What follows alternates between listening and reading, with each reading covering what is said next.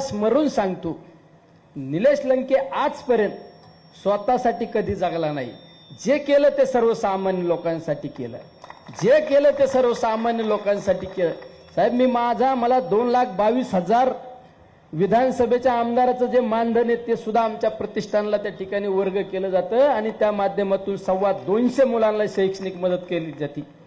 म्हणजे नेहमी प्रत्येकाचं, माझं आजही घर मला पाऊस आल्यानंतर गळतं, पण मला माझ्या घराची चिंता नाही. मला माझ्या झोपडीतला माणूस चांगल्या घरात राहायला पाहिजे ही भावना माझी नेहमी असते. म्हणजे दुसऱ्याच्या दुःखात दुःख पाहणारा मनुष्य बी, दुसऱ्याच्या आनंदात आनंद पाहणारा मनुष्य. कोविडच्या कालखंडामध्ये साहेब तुम्ही सुद्धा मला फोनद्वारे माझी चौकशी केली आणि मला सांगितलं की तू सुरक्षित राहा. साहेब माझ्यासमोर एकच टार्गेट होतं त्यावेळेस. मी वैष्णोदेवीला होतो, त्या पुस्तकामध्ये सगळं नमूद केलेलं आहे. 11 एप्रिलची तारीख होती आणि त्या दिवशी नगरमध्ये 42 डेड बॉड्या एका लाईनमध्ये जळत होत्या आणि मला रात्री 11:30 वाजता व्हिडिओ आला. अशोक घुले माझ्याबरोबर होते आणि आम्ही जम्मूच्या स्टेशनला एअरपोर्टच्या बाजूला एक रूम घेऊन थांबलो आणि ज्यावेळेस मोबाईलवर 42 डेड बॉड्या नगर शहरातल्या जळत असताना पाहिल्या, मी रात्रभर त्या ठिकाणी बसून राहिलो. माझे सहकारी विचारायचे काय भानगडे, का झोपलं नाही, काय नाही, बसलो. मला असं वाटलं मी कधी उडून जाईन आणि माझ्या लोकात जाईन आणि माझ्या लोकांना सुरक्षित ठेवीन. मी 11 एप्रिलला त्या ठिकाणी सकाळी निघलो, मुंबईला आलो आणि मुंबईला आमच्या सहकाऱ्यांना फोन केला की आपल्याला कोविड सेंटर सुरू करायचंय. आणि 14 एप्रिलला कोविड सेंटर आदरणीय शरदचंद्रजी पवार आरोग्य मंदिर या नावाने सुरू केलं. साहेब त्या दिवशी त्या सकाळी उठल्यानंतर मी आई वैष्णोदेवीच्या मातेचं दर्शन घेतलं, आई वडिलांचं दर्शन घेतलं आणि त्यांना स्मरून सांगितलं, मी माझ्या लोकांना त्या ठिकाणी सुरक्षित ठेवण्यासाठी मी आता मागे फिरणार नाही. माझा देह हा तुला अर्पण करतो, हा मी देवी मातेचं दर्शन घेऊन सांगितलं. आणि साहेब त्या दिवसापासून मी 7 महिने आणि 5 दिवस मागे फिरलो नाही. कोविड सेंटरमध्ये झोपलो. 33,000 पैकी कमीत कमी 29-30,000 लोकांना गळा भेट दिली असेल. कारण मला माहित होतं मी जर एक पाऊल पुढे टाकला तर माझ्याबरोबर माझे सहकारी पाऊल टाकणार आहे. त्यावेळेस तर अशी भीती निर्माण झालेली होती.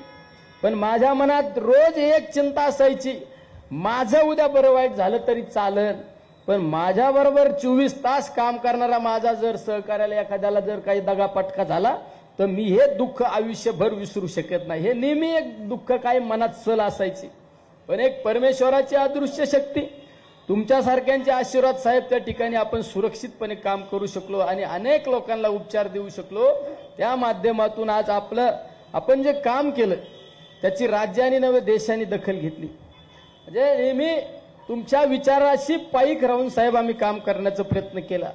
राजकारणामध्ये काही बदल होत असतात, पण राजकारणामध्ये काही बदल होत असताना निलेश लंकेच्या हृदयाला माहिती आहे निलेश लंकेला किती दुःख झाले, किती गोष्टींना त्या ठिकाणी आव्हान, संकट येत असताना आम्ही संकट पार करण्याची ताकद आहे. पण जीवाभावाच्या माणसाला जर आपल्याकडून जर दुःख होत असेल त्यावेळेस त्या माणसाला जेवढं दुःख होतं त्यापेक्षा 10 पटीने दुःख ह्या निलेश लंकेच्या हृदयात झालं. नेहमी एक चिंता असायची, अरे ह्या वयामध्ये साहेब एवढे धावपळ करतात, अरे त्या साहेबांसाठी आपण काहीतरी काम केलं पाहिजे, त्या साहेबांच्यासाठी काहीतरी केलं पाहिजे, धावून गेलं पाहिजे, ही भावना नेहमी त्या ठिकाणी कायम असायची. आज या ठिकाणी साहेब तुमच्या हाताने ह्या पुस्तकाचं आज प्रकाशन झालं, हा एक क्षण माझ्यासाठी आनंदाचा क्षण आहे. तुमची विचारधारा घेऊन आजही काम करतो, कालही काम करतो, तो उद्या पण तुमची विचारधारा घेऊनच या मतदारसंघामध्ये नाही राज्यामध्ये काम करण्याचा नेहमी साहेब प्रयत्न करीत. तुम्हाला साजेचं असं काम करण्याचा आम्ही नेहमी प्रयत्न करतो.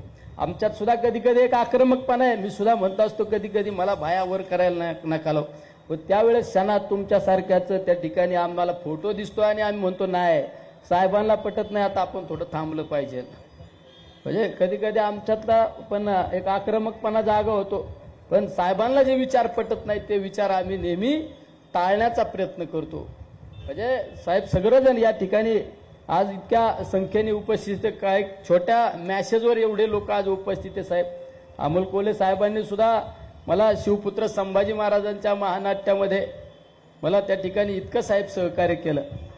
म्हणजे मी तो कार्यक्रम घेऊ शकत नव्हतो, पण त्या कार्यक्रमाला त्यांनी सांगितलं तू काळजी करू नको, तुझी इच्छा आहे ना नगरमध्ये महानाट्य करण्याची, तू चिंता करू नको, मी तुझा भाऊ या नात्याने तुझ्या पाठीशी आहे, तू बिंदास कार्यक्रम घे, फक्त नियोजन कर. मी म्हणलं नियोजनाची काळजी करू नका खासदार साहेब, मी नियोजनाच्या बाबतीत एकदम परफेक्ट, माझे हे सगळे जीवाभावाचे लोक आहे साहेब. 2000 कार्यकर्त्यांनी एक 8 दिवसामध्ये 12 लाख लोकांच्या घरापर्यंत जाऊन त्या ठिकाणी पास वाटप केली आणि प्रत्येकाच्या घराघरापर्यंत छत्रपती संभाजी महाराजांचे विचार गेले पाहिजे ही भावना त्या मागे होते.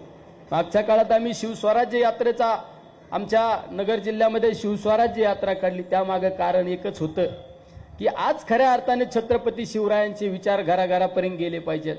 हा विचार घेऊन आम्ही त्या ठिकाणी आमच्या मतदारसंघामध्ये काम केलं. आदरणीय तात्या सुद्धा नेहमी सहकार्य, नेहमी तात्यांचं सुद्धा मला आमदार झाल्यापासून सहकार्य.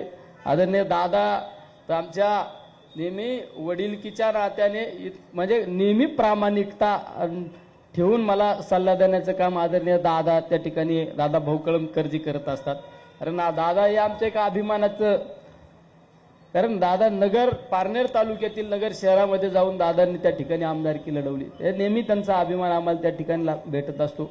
प्राजक्तदादांच्या बाबतीत सुद्धा अतिशय नेहमी आम्हाला राज्यमंत्री असताना आम्हाला मदत करण्याचं काम केलं. प्राजक्तदादा असू, जयंत पाटील साहेबांनी मगाशी सांगितलं ते खरंय. मित्रांनो, जर या काही घडामोडी झाल्या नसत्या तर मी जो तुम्हाला शब्द दिला होता की आपल्या मतदारसंघातील पाण्याचे जे प्रश्न ते सुटल्याशिवाय राहिले नसते. कारण जयंत पाटील साहेबांनी सगळ्या योजनांच्या बाबतीत माझ्यासाठी कोविडच्या कालखंडामध्ये सुद्धा सुस या ठिकाणी एक मीटिंग अरेंज केलेली होती. त्यामुळे साहेब या पुढील काळातले जे आमचे काही प्रश्न आहेत ते प्रश्न सोडवण्यासाठी सुद्धा तुमच्या ताकदीची आम्हाला त्या ठिकाणी आवश्यकता आहे. त्या ठिकाणी आता आमच्या प्रताप काकांनी सुद्धा, काका म्हणजे एकदम स्पष्ट व्यक्तिमत्व, काकांची आमची एक 4-5 दिवसापूर्वी सुद्धा त्या ठिकाणी पाथर्डी या ठिकाणी एका कार्यक्रमाच्या निमित्ताने आम्ही अर्जुन भाऊच्या कार्यक्रमाला होतो. त्यावेळेस फक्त खालून एकच चर्चा, ही जोडी असल्यानंतर म्हणलं आम्ही दोघं जर बरोबर असलं ना तर या तालुक्याला याड लावल्याशिवाय आम्ही राहत नाही. म्हणलं प्रताप काका आहे. अशोक बापूंचं सुद्धा आम्हाला शिरूर आणि पारनेर हे एका बॉर्डरवर आहे. आमचे बरेच लोक बापूंचं त्या ठिकाणी नेहमी मार्गदर्शन घेण्याचं काम करतात. त्यामुळं बापूंचं सुद्धा आम्हाला नेहमी मार्गदर्शन लाभत असतं. आमचे राहुल दादा सुद्धा एकदम डॅशिंग आमचं एक नेतृत्व आहे, श्रीगोंदा तालुक्यात काम करतं. हे सुद्धा नेहमी प्रत्येकाला धावून जाणारं आमचं हे राहुल दादा सुद्धा नेहमी आम्हाला साथ देण्याचं काम करतात. असे अनेक सहकारी या ठिकाणी उपस्थित आहे. आमचे अण्णांचा तर मला कायम फोन असायचा. अंकुश अण्णांचा फोन आला का मला घामच फुटायचा. अंकुश आहे कुठे आहे तू आणि ये लवकर. अंकुश अण्णा काळजी करू नका, मी तुमच्याच पशी आहे. म्हणजे नेहमी आता अंकुश अण्णांचा मला सासुरवास कमी होईल जरा, हे का नाही तात्या. असे या ठिकाणी सगळेजण आज या छोट्या कार्यक्रमासाठी उपस्थित आहे. आमचे महबूब भाई तर मग अशी फोनवर एकदम दिलखुलास हसले. महबूब भाई नेहमी म्हणजे महबूब भाई माझ्या प्रत्येक आंदोलनात असायचे.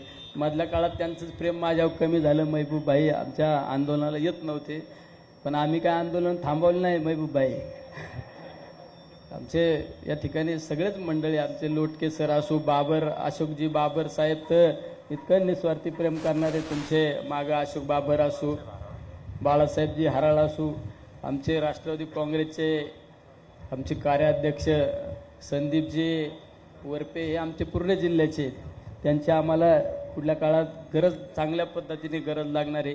अरुण कडू साहेब सुद्धा म्हणजे एकदम मोजकच बोलणार पण एकदम हार्टच बोलणार असे कडू साहेब सुद्धा मागं तुमच्या उपस्थिती. आमचे डॉक्टर सेलचे अध्यक्ष सगळेच मंडळी या ठिकाणी उपस्थित. आमचे पाथर्डीवरून बरेच मंडळी, गैनाथ दादा असू या ठिकाणी उपस्थिती. वेगवेगळ्या तालुक्यातून कर्जतची काही मंडळी आले, आमचे नितीनराव वगैरे या ठिकाणी, कर्जत असू, शेवगाव असू. शेवगावच्या मित्रांनी तर मला काहीतरी पैसेच दिले. बरं झालं, माझी पण लय तारमळ होती, लगेच बँकेत टाकी तुम्ही.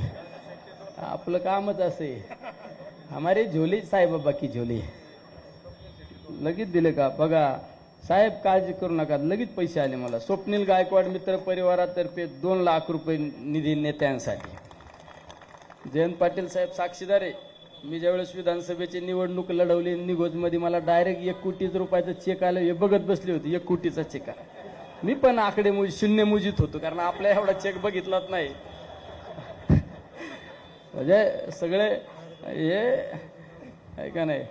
त्यामुळे या ठिकाणी अतिशय चांगल्या पद्धतीने नियोजन करण्याचं काम आमचे प्रशांत दादा खऱ्या अर्थाने त्यांच्यावर हा नगर जिल्ह्याचा कार्यक्रम आणि दादा तुम्ही इतकं थोड्या वेळात इतकं चांगलं नियोजन केलं.